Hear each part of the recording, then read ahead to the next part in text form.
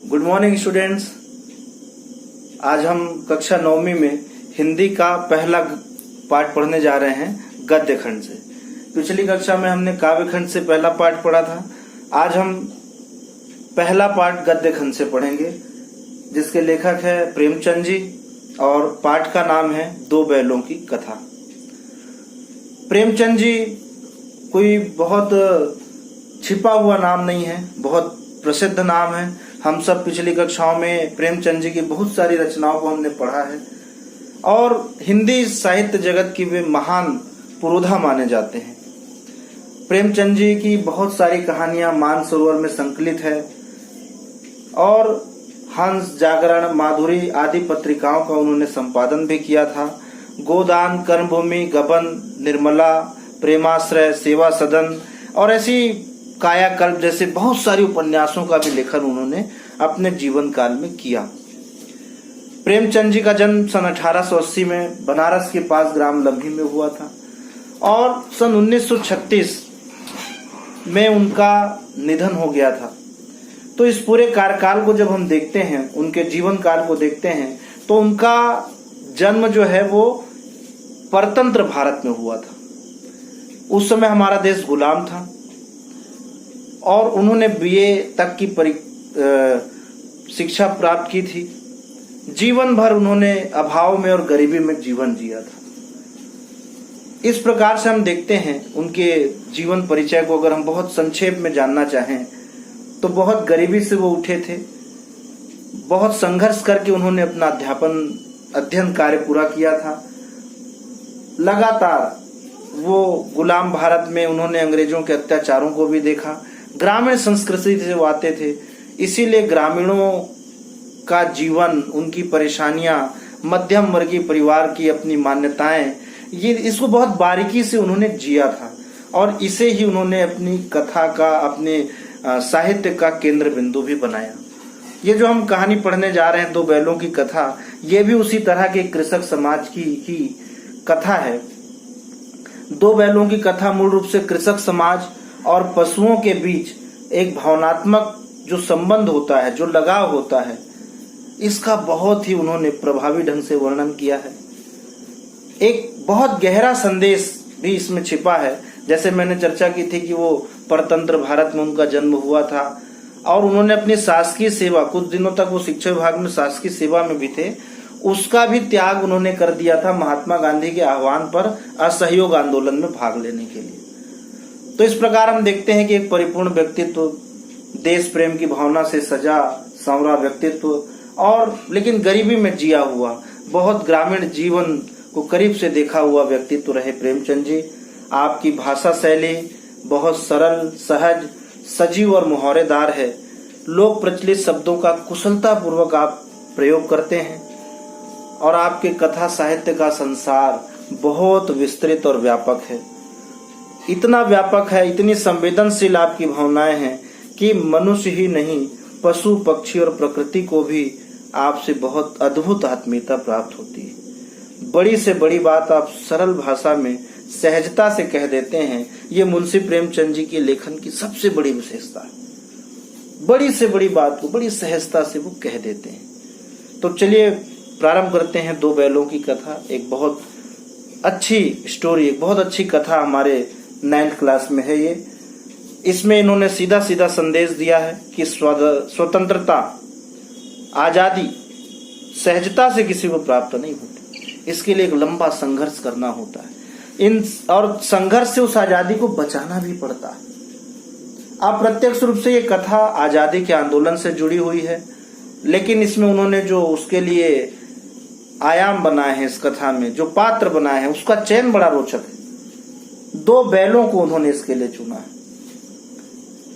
तो और सबसे बड़ी बात है इस कथा की, इस कथा में मुंशी प्रेमचंद जी ने पंचतंत्र और हितोपदेश की जो कथा परंपरा रहती है, भाग भाग में अनेक सर्गों में जो विभक्त होती है, उस कथा परंपरा का भी इसमें उन्होंने निर्वहन किया है। इस तरह से एक थोड़ी सी लंबी स्टोरी है जिसे उन्होंने 5 अलग अलग भागों में बांटा और 5 अलग अलग भागों में उन्होंने लिखा है। पहले भाग में दो बैलों की कथा जब प्रारंभ होती है, एक बहुत किसी गांव का उन्होंने उल्लेख किया जहां पर एक किसान, झूरी नाम का किसान रहता था। बड़ा समृद्ध किसान था। उसके पास दो बहुत अच्छे बैल थे जिनका नामकरण भी उसने कर रखा था। एक बैल का नाम था हीरा और एक बैल का नाम था मोती। दोनों में बड़ी मित्रता थी। वो अपने मालिक से बहुत प्रेम करते थे, बहुत स्नेह करते थे और अपने वो मालिक भी, झूरी भी उन्हें उतना ही प्रेम, अपने बच्चों की तरह प्रेम करता था। बड़ा आत्मीय लगाव था झूरी से। वो झूरी की बातों को बिल्कुल समझ जाते थे। जितना वो काम लेता था उतना काम खेतों में करते थे और झूरी को भी अपने इन बैलों पर बड़ा गर्व था। इस प्रकार से वो दो बैल, झूरी, एक हंसता खेलता कृषक परिवार। एक बार इस कहानी में ऐसा प्रसंग आता है कि कुछ समय के लिए उसके घर पे उसके साजे का आगमन होता है, गया का। उन बैलों को देखकर गया का मन बड़ा गदगद होता है और वो कुछ समय के लिए इन बैलों को अपने साथ ले जाना चाहता है। गया उन बैलों को अपने साथ ले जाना चाहता है, लेकिन झूरी का बिल्कुल मन नहीं होता। फिर भी अपनी पत्नी के कहने से इन अपने प्यारे दोनों बैलों को वो अपने साले को कुछ दिन के लिए ले जाने के लिए देता है। वो जानता था अपने साले के स्वभाव से, साले के घर में उसकी पत्नी के स्वभाव से, कि उसके बैलों को वो आत्मीयता वहां नहीं मिलेगी। उसके बाद भी बड़े बोझिल मन से वो ठीक है भाई ले जाओ। और वो दोनों बैल भी जाना नहीं चाहते थे। उन्हें इतना प्रेम था अपने मालिक से। जाते जाते उन दोनों बैलों की आपस में बातचीत को भी प्रेमचंद जी ने विस्तार से लिखा। बड़ी तरह तरह की बातें कि हमारे मालिक ने हमें क्यों भेज दिया। इस तरह की बातों से इस कथा को उन्होंने रोचक बनाया।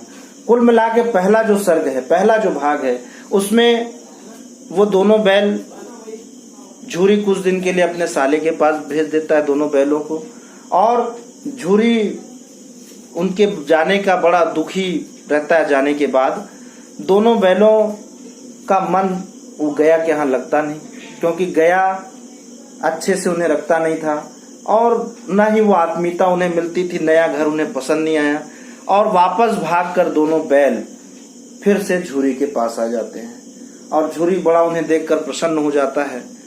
कुछ समय के बाद गया भी पीछे पीछे भागा भागा चला आता है। इस प्रकार पहले भाग में प्रेमचंद जी ने दो बैलों का अपने मालिक के प्रति लगाव, आत्मीयता, इसका वर्णन किया। साथ ही साथ कुछ ऐसी बातें भी उन्होंने इसमें बताई कि समाज में दो तीन प्रकार के लोग होते हैं। कुछ लोग लगातार संघर्ष करते हैं, कुछ लोग बड़े सेवा भावी होते हैं, कुछ लोग बिल्कुल निकम्मे तरह के लोग होते हैं। इस तरह का पहले उसमें वर्णन उन्होंने किया। कुल मिला के पहला भाग हीरा और मोती का वापस अपने मालिक के पास चले आना। इसमें मोती नाम का जो बैल है वो समाज के उस तत्व का, उस वर्ग का प्रतिनिधित्व करता है जो थोड़ा उग्र होता है, जिसमें सहन शक्ति थोड़ी कम होती है, जो तुरंत रिएक्ट करता है। और वहीं हीरा थोड़ा सा सहनशील और समझदार प्रवृत्ति का होता है। और हमारा समाज, प्रेमचंद जी ने लिखा है एक जगह पर इसमें कि हमारे समाज में जो सीधे लोग होते हैं, सरल और सज्जन लोग होते हैं, उन्हें हम गधा कहते हैं। जी हाँ, हम उन्हें, जो बहुत सरल होते हैं, जो बिल्कुल रिएक्ट नहीं करते, और जो थोड़े से भी चालाक होते हैं, उससे ये समाज जो है सतर्क रहता है, दूर भागता है। तो चलिए कथा का आगे बढ़ती है ये कहानी। दूसरे भाग में जब हम प्रवेश करते हैं तो झूरी का जो साला है पुनः उन बैलों को लेने चला आता है और झूरी की जो माँ घर वाली होती है उसे भी इस तरह बैलों का आना पसंद नहीं आता। वो भी हीरा मोती को कुछ खाने को नहीं दूंगी, मैं देखती हूँ कैसे नहीं जाएंगे, और मेरे भाई के यहाँ ये लगा नहीं इन्हें मन, आप दिन भर इन्हें दाना ज्यादा खिलाते हो, इस तरह के ताने मारती है और वापस गया के साथ उन्हें फिर से भेज दिया जाता है। और गया भी बड़े गुस्से में उन्हें लेकर जाता है, बड़े मोटे मोटे रस्सों से बांधकर खूब पिटाई करते हुए। तो मोती तो दो तीन बार ऐसा भी कहता है कि मैं अब बदला लूंगा, मैं इसे गिरा दूं, लेकिन हीरा उसे संभाल करके ले जाता है कि चलो भैया कुछ दिन हमारे अगर मालिक चाहते हैं तो हम जा आते हैं और इसकी खेतों को भी जो ये चाहता है उतना काम हम कराएंगे। अब वहां जाने के बाद जो गया की पत्नी है वो भी बड़े गुस्से में रहती है और बिल्कुल भी वो उनसे प्रेम नहीं करती, उल्टे बदला लेने के लिए इन्हें खाना दाना कुछ भी नहीं देती। और गया भी इनसे भर भरपूर काम लेता, दिन भर खेतों में जोतता, उसके एवज में इन्हें कुछ भी खाने को नहीं देता, बहुत कम खाने को देता। इस तरह से कष्ट का जीवन ये जीने लगे और इन्हें वो गुलामी, वो परतंत्रता पसंद नहीं आ रही थी। रात में दोनों दोस्त जब थक हार के बैठे रहते, भूखे प्यासे, तो आपस में बातचीत करते कि हम कहाँ चले आए। लेकिन उन जगह भी उन्हें एक ऐसा अनुभव होता है, एक छोटी सी बच्ची उस घर की जो रोज रात में 1-2 रोटी ला करके इन्हें डाल देती थी, बड़े स्नेह और प्रेम से इन्हें देखती थी। तो उन दोनों को उस बच्ची से एक आत्मीय लगाव हो जाता। बेमन से खेत पे काम करना, अत्याचार सहना कुछ दिन निकलते रहे। गया के पत्नी द्वारा इन्हें चारा न देना और रोज रात में एक छोटी सी बच्ची का उन्हें लाकर रोटियां खिलाना। एक दिन रात में अचानक वो बच्ची आती है और कहती है कि मैं तुम्हें थोड़ी देर में आजाद कर दूंगी, तुम दोनों भाग जाना। क्योंकि मैंने अभी अभी सुना है, अभी अंदर बातचीत चल रही है कि कुछ ही दिनों में आपके नाक में नकेल डाल दी जाएगी और आपको ये लोग मार ही डालेंगे। ये बात सुनकर के मोती को बहुत गुस्सा आता है। वो कहता है कि मैं उसे मार दूंगा अपने सींग से। फिर हीरा कहता है नहीं, औरत जात पे सींग चलाना हमारी संस्कृति नहीं है। इस तरह की कुछ बातें आपस में होती है और दूसरा जो भाग है यही पर समाप्त होता है कि वो छोटी सी बच्ची उन्हें आजाद कर देती है और जब ये भागते नहीं तो वो शोर मचाने लगती है कि देखो देखो दोनों बैल भाग गए और दोनों भाग जाते हैं। तीसरे कथा का जो भाग है, कथा तीसरे सर्ग में जब पहुंचती है, वहां पर आजाद होते ही इनका जीवन आनंद से भर जाता है। दोनों दोस्त खूब मौज मस्ती करते हैं और अपने गांव का तो इन्हें पता नहीं चलता, भागते भागते बहुत दूर निकल जाते हैं और चने के खेत में घुस जाना और किसी सांड के सामने आ जाने से दोनों का मिलकर उससे लड़ना और उसे लड़कर भगा देना। देखो, जब मिलकर कोई भी लड़ाई लड़ी जाती है तो उस पर विजय जरूर प्राप्त होती है। ये इस कहानी में सिखाना चाहते हैं। दोनों ये बैल मिल करके अपने से ज्यादा शक्तिशाली सांड को भी ये हरा देते हैं। इसका भी एक रोचक चित्रण कहानी के तीसरे सर्ग में उन्होंने किया और इस तरह से चने के खेत में मौज मस्ती से चना चरना और कांजी हाउस में बंद हो जाना। कांजी हाउस गांव में एक प्रथा होती है कि जो खुले जानवर होते हैं उन्हें वहां पर कैद कर दिया जाता है ताकि फसलों को बचाया जा सके और बाद में जब उनके मालिक आते हैं तो उनसे एक निश्चित रकम वसूली जाती है, दंड दिया जाता है, दंड स्वरूप एक रकम ली जाती है और फिर उन्हें छोड़ दिया जाता है। और जब कोई मालिक नहीं आता लेने तो 15-20 दिन बाद उन्हें नीलाम कर दिया जाता है। तो कांजी हाउस में बंद कर दिया जाना, यहाँ तक तीसरे सर्ग में कथा पहुंचती है। चौथा जो सर्ग है, चौथा जो भाग है, यहाँ पर आजादी के बारे में भी प्रेमचंद जी ने बहुत सुंदर जानवरों के माध्यम से वर्णन किया कि कांजी हाउस में तरह तरह की यातनाएं दी जाती थी, खाने को भोजन नहीं दिया जाता था, बस एक बार कोई गिनती करने आ जाता था, बहुत था, और कई जानवर बिल्कुल मरणासन अवस्था में वहां बंद थे। हीरा मोती का खुद का वहां पर जीना हराम हो गया था, न दाना न पानी न खाना, कुछ भी नहीं, बस बंधे किनारे में रह जाना। तो कांजी हाउस में भी मरने से अच्छा इन्होंने सोचा कुछ संघर्ष किया जाए और कांजी हाउस में सभी जानवरों की भी इन्होंने सहमति ली। सब तो मरणासन अवस्था में थे। इन्होंने अपनी सींग से मार मार के कांजी हाउस की एक कच्ची दीवार को गिराई, सारे जानवरों को वहां से भगाया और इस प्रकार से सारे जानवरों को मुक्त कराया। एक गधा जो नहीं भाग रहा था उसे भी अपनी सींग से मार मार के इन्होंने आजाद कराया कि तुम आज भागने का अवसर मिल रहा है, अरे आजादी का तुम अनुभव तो लो। लेकिन अपने दोस्त के लिए मोती की जंजीरें टूट जाती है, लेकिन हीरा की जंजीरें नहीं टूट पाती, उसके जो गले में रस्सी होती है वो नहीं टूट पाती। तो इन दोनों की दोस्ती का भी, अटूट दोस्ती का भी इसमें वर्णन किया कि वो कहता है अपने मित्र से, हीरा, कि तुम भाग जाओ, मेरे शायद किस्मत में अब यही है कि कांजी हाउस में रहना है। लेकिन मोती अपने दोस्त को अकेले छोड़कर नहीं भागता। ये मित्रता, सच्ची मित्रता का भी इसमें वर्णन चौथे भाग में किया गया है कि किस प्रकार वो अपनी दोस्ती निभाते हैं। इस प्रकार दोनों अकेले नहीं भागते। कांजी हाउस में सुबह सुबह जब जानवरों की हाजिरी लेने आते हैं तो देखते हैं कि सारे लोग भाग गए, कोई जानवर नहीं है, सिर्फ ये हीरा और मोती दो लोग। तब इन्हें और यातना दी जाती है, 1 हफ्ते तक और बंद रखा जाता है और 1 हफ्ते के बाद जब इनका मालिक नहीं आता तो परंपरानुसार इन्हें नीलाम कर दिया जाता है। नीलाम करने के लिए एक बड़े मवेशी खाने में ले जाया जाता है, जहां बड़े बड़े जल्लाद और जानवरों को खरीदने वाले लोग आते हैं। और इसे इन दोनों को भी 5वां जो सर्ग है, अंतिम सर्ग है, उसमें अब ये कहानी बताई गई आगे की कि एक जल्लाद के द्वारा इन्हें खरीदा गया, जो उन्हें बार बार ठोक ठोक के देख रहा था। ऊंचा पूरा, बड़ी बड़ी मूछें, हाथ में बड़े बड़े लठ लिए हुए, और ये दोनों से देख के कुछ डरते भी हैं, अपने आने वाले भविष्य को लेकर चिंतित भी होते हैं। लेकिन भाग्य समझकर दोनों दोस्त जो होगा देखा जाएगा। चलते चलते चलते अचानक वो देखते हैं कि जाने पहचाने रास्ते पर वो जा रहे हैं, वही गांव के रास्ते, वही कुआं।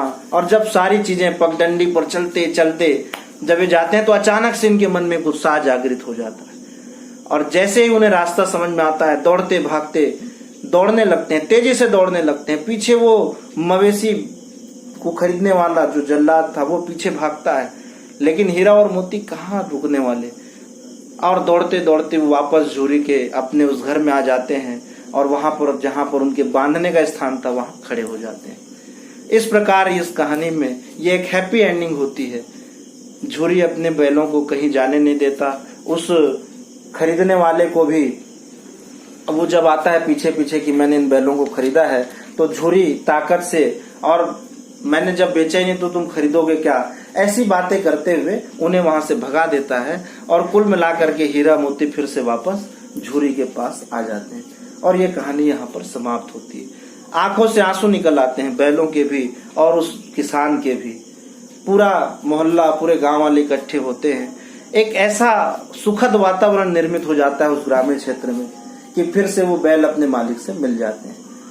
तो इस प्रकार ये कहानी 5वां सर्ग कहानी का समाप्त होता है, और ये 2 बैलों की कथा समाप्त होती है। तो इस कहानी में कुल मिलाकर प्रेमचंद जी ने उन बैलों के माध्यम से, उन पशुओं के माध्यम से, मूक पशुओं के माध्यम से हमें सिखाने की कोशिश की है कि हम अपने जो मूक जानवर होते हैं, इस प्रकृति में जो मूक प्राणी होते हैं, उनका भी भावनात्मक लगाव इंसानों से हो सकता है, और कितना गहरा हो सकता है। साथ ही साथ उन्होंने जीवन के कुछ मूल्य, सच्ची मित्रता कैसे निभाई जाती है, आजादी के लिए कितना संघर्ष करना होता है, आजादी का हमारे जीवन में क्या महत्व है, और स्त्रियों के प्रति हमारा कैसा संवेदनशील दृष्टिकोण होना चाहिए, बच्चों को किस प्रकार की ममता मिलनी चाहिए, इन सारे छोटे छोटे विषयों को उसमें, इस पाठ में उन्होंने, इस कहानी में बड़े रोचक ढंग से, सरल और सहज ढंग से हमें सिखाया है। तो एक बहुत अच्छा पाठ कृषक समाज से, हमारे ग्रामीण संस्कृति से जुड़ा हुआ। फिर मिलेंगे अगले वीडियो में अगले पाठ के साथ। नमस्कार।